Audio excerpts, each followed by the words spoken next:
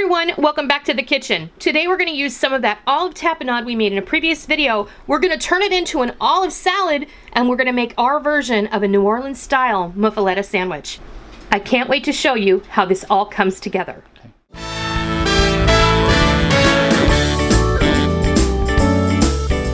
Today we're going to take that tapenade that we made in a previous video, which is delicious all on its own, but we're going to turn it into an olive salad that we're going to then use in our own version of a muffaletta sandwich. Only these are going to be mini muffalettas because we are just two people, and a real muffaletta, if you're not familiar, is a New Orleans specialty that hails from a place called the Central Grocery.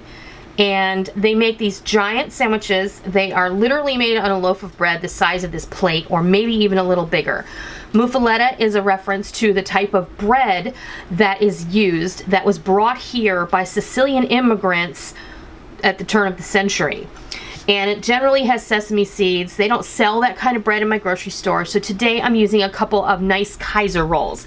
You can use whatever you can get your hands on that's an apt substitute. A nice Italian roll, a hard roll. This type of Kaiser roll is going to work perfect. Traditionally, a muffaletta sandwich has a nice piece of a slice of ham or two. It's going to have lots of salami, and this is some of the salami that we had on our mezza platter that we made earlier in another video. It also has some cheese. Generally, it's going to have Ementaler or Swiss.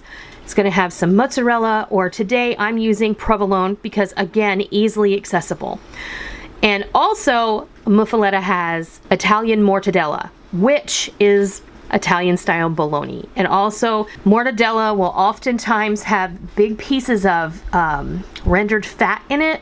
It'll also sometimes have big pieces of mozzarella cheese built into the sausage itself.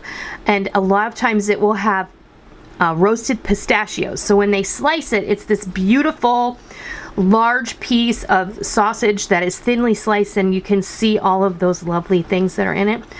But I could not find mortadella at my grocery store today, so I'm using a really good quality German bologna, and that is completely acceptable. We're going to build this beautiful sandwich. In order to start, we're going to make our olive salad. Now I just have a bowl here, and we're going to take our tapenade, and this is the spoon I use to fish it out of the jar.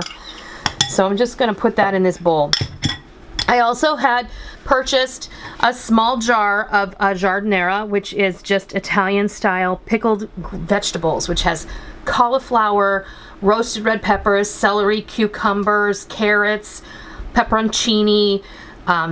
It's delicious, but I took some of that out of the jar and I chopped it up fairly fine, gave it a good mix, and this is going to kind of replicate what this Central Market uses as their olive salad. Now, mind you, their olive salad is a bit chunkier. Their olives are sliced a little bit different, but we're using what we have. And since we made the tapenade, and I happened to mention in that video that it would be a really great way to use the tapenade would be to make it into, put it on a muffaletta sandwich.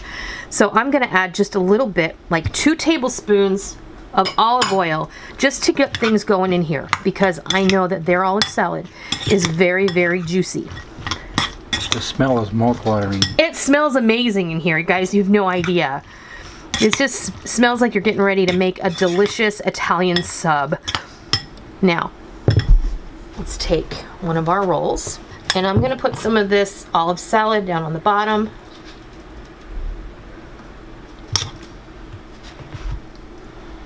And spread it out a bit.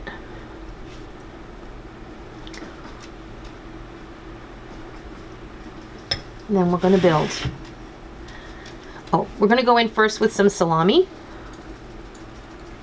That goes on the bottom because it's sturdier and it's going to kind of, you want to build this sandwich in layers.